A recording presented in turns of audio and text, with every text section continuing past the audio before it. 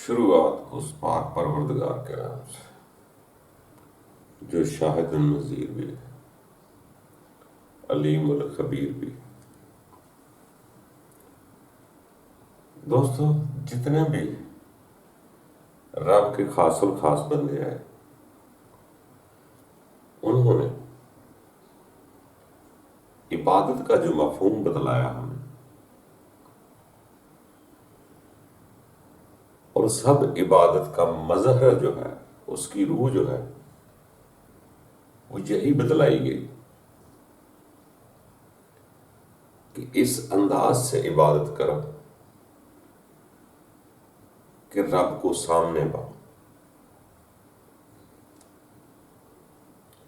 اگر ابھی نوبت نہیں آئی، شروعات ہے، تو اتنا کم از کم محسوس کرو کہ رب تعالیٰ ہمیں دیکھ رہا ہے۔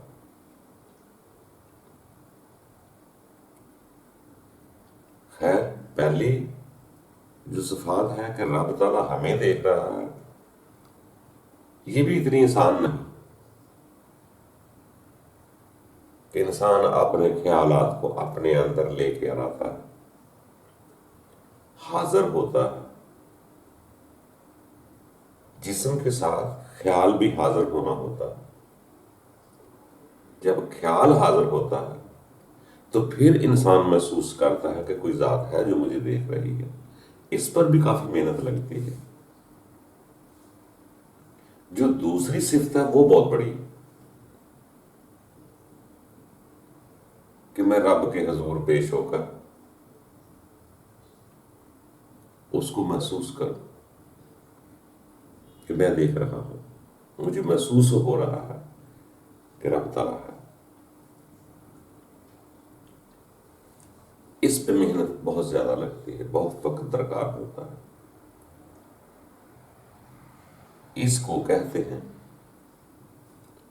اس عبادت گزار کو کہ وہ شاہد ہے۔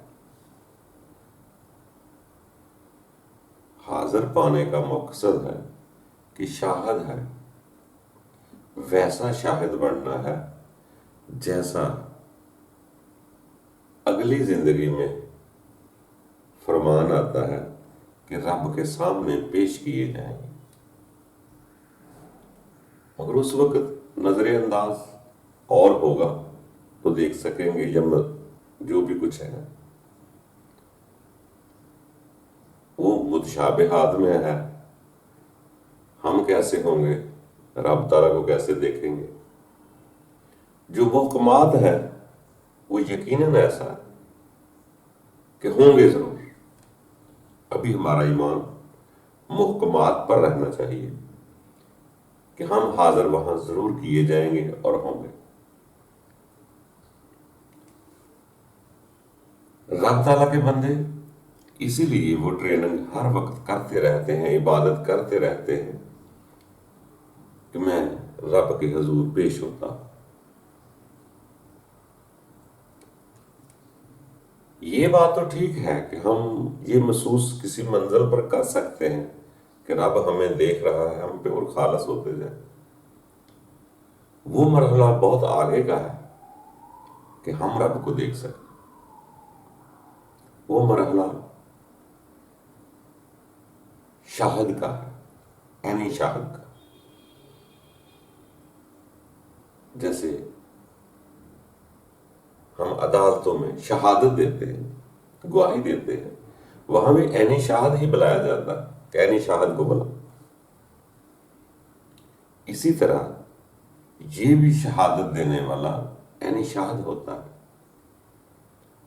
کہ اپنے رب کو قریب سے دیکھ لیتا ہے۔ وہی لوگ کسی بھی حال میں وفات پا جائیں وہی شہید کہلاتے ہیں جو شاہد ہوتے ہیں۔ جس انسان نے عبادت کے دوران ایک بار محسوس کر لیا اور اسے احساس ہو گیا، وہ شاہد ہے۔ وہ شاہد کہیں بھی وفات پا جائے وہی شہید ہے۔ شہادت کہتے ہیں جو فقط فی سبیل اللہ، اللہ کے راستے پر جان دیتا ہے، جو اس کا سیدھا راستہ فقط اللہ کی طرف جاتا ہے، اللہ کے علاوہ وہ کسی کو الہ نہیں مانتا، وہ اقرار کر لیتا ہے لا الہ الا اللہ، نہیں ہے کوئی الہ سوائے اللہ۔ وہ شاہد جو ہے شہادت کے مرتبے پر فائز ہوتے ہیں، اسے شہید کہتے ہیں۔ جنہوں نے یہاں دیکھ لیا وہی لوگ اس کو آگے دیکھیں گے، وہی رب کے سامنے حضور پیش ہوں گے، اس کو شہید کہتے ہیں۔ ان کا راستے میں کوئی سٹے نہیں، نہ قبروں میں، نہ عالم برزخ میں، نہ کہیں اور۔ ان کے لیے فرمان آتا ہے وہ سیدھے اس مقام پر چلے جاتے ہیں اور رب تعالیٰ انہیں رزق بھی دیتا ہے، رب تعالیٰ ان پر فضل کرتا ہے۔ رب تعالیٰ خود بھی کہتا ہے کہ اس کا تمہیں شعور نہیں دیا، وہ میرے شہید ہیں، وہاں رزق بھی کھاتے ہیں، اور جو میں نے اسے دیا وہ خوشی سے تسلیم بھی کرتے ہیں۔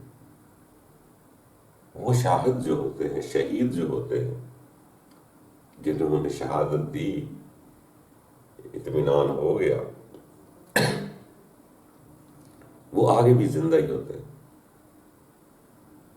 کسی کو بعد میں اٹھایا جائے گا، کسی وقت میں اٹھایا جائے گا، جانا تو سب نے ہوتا ہے، مگر جو شہید ہے، رب کا خاص بندہ ہے، وہ وہاں رزق بھی کھاتے ہیں،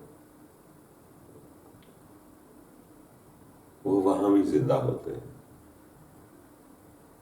تو رب تعالیٰ نے سب کو زندہ کرنا ہے، مگر کچھ لوگ بریکوں کے بعد روز محشور کو اٹھائے جائیں گے، مگر شہید جو ہے وہ جاتے ہی وہاں شفٹ ہو جاتا ہے۔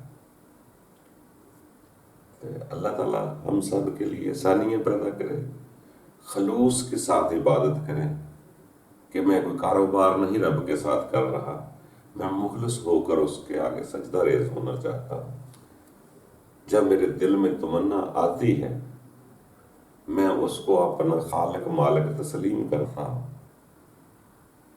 میں اس محبت سے اس کے آگے سجدہ کروں گا۔ وہی سجدے کامیاب ہوتے ہیں جو محبت سے کیے جاتے ہیں، خلوص سے، جشو و خضوع کے ساتھ ہوتے ہیں۔ کوشش کرتا رہنا چاہیے، شروعات میں ہر کوئی ایک مقام پر نہیں ہوتا، آہستہ آہستہ ان سجدوں کو پاکیزہ کرنا ہے، اس عبادت کو پاکیزہ کرنا ہے۔ جب دل میں بات اٹھے اس کی لذت ہی کچھ اور ہے۔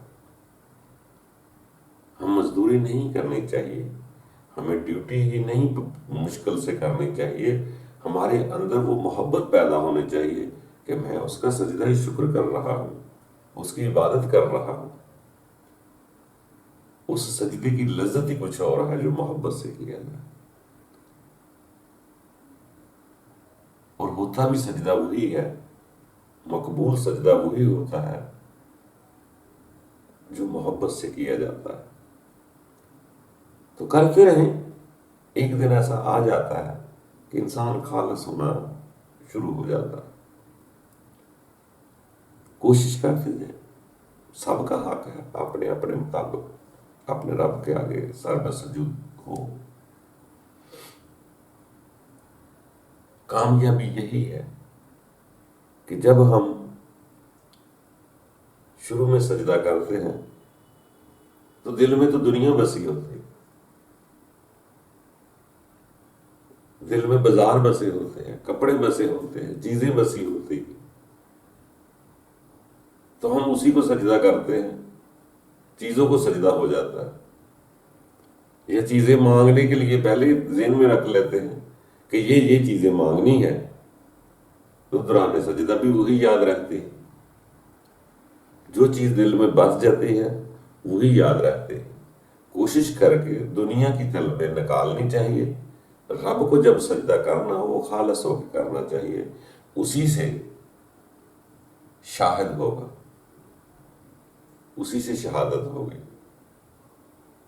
تو ہم کامیاب ہو کر جائیں گے. پھر رب تعالیٰ بھی شاہد ہے, وہی جو نیتوں کو بھی جانتا ہے, دلوں کو بھی جانتا ہے کہ یہ آدمی میری گواہی دے رہا ہے, میرا شہید ہے. باقی دوستو کوشش کرتے رہے, ناممکن کچھ نہیں, مایوس راستے میں نہیں ہونا, بڑھتے رہنا ہے, پوری زندگی کا درس ہے, یہ کرتے رہنا ہے, کرتے رہنا ہے. ایک دن ضرور آ جاتا ہے کہ انسان کے دل کو سکون مل جاتا ہے کہ واقعی میرا مالک ہے, یہی خالق و مالک ہے, یہاں بھی اور وہاں بھی. اللہ ہم سب کے لیے آسانیاں پیدا کرے. خوش